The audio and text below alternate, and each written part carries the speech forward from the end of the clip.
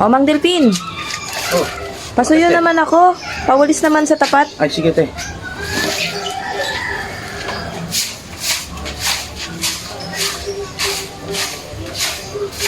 O, okay na yan. Okay na. Te. Salamat. Sige, te. O, teka. Huwag ka muna umalis. Magmerienda ka muna, o. Ay, salamat, te.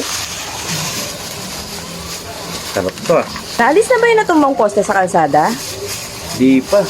Makakataan ka na ba? Hindi, sa gilid lang ng kalsada. Oo.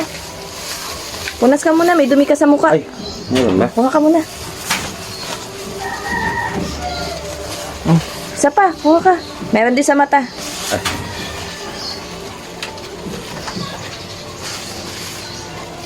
Sige, te. Salamat, ah. Sige, salamat. A few inches later. Uy, te. Oh, bakit? Ba't kinontent mo ko? Napanood ko yung video mo. Nag-viral na. Ayan.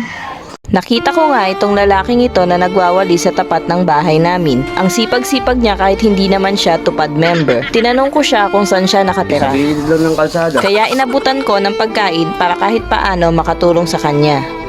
Nagulat nga ako sa kanyang ginawa pagkaabot ko ng pagkain sa kanya.